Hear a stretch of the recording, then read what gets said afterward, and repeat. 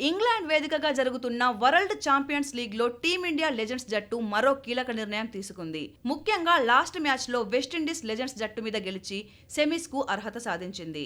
దీంతో మరోసారి సెమీఫైనల్లో పాకిస్తాన్ జట్టులో తలపడాల్సి రావడంతో ఈ మ్యాచ్ నుండి తప్పుకుంటున్నట్లు భారత జట్టు తెలిపింది.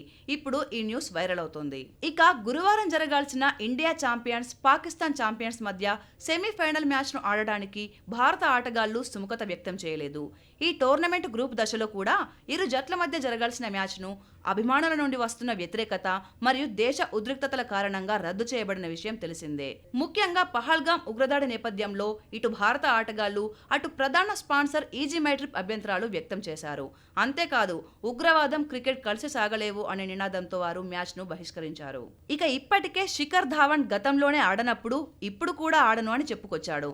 ధావన్ తో పాటు హర్భజన్ సింగ్, ఇర్ఫాన్ పఠాన్, యూసఫ్ పఠాన్, యువీ వంటి భారత ఛాంపియన్స్ ఆటగాళ్లు పాకిస్తాన్ తో ఆడబోమని స్పష్టంగా తెలిపారు.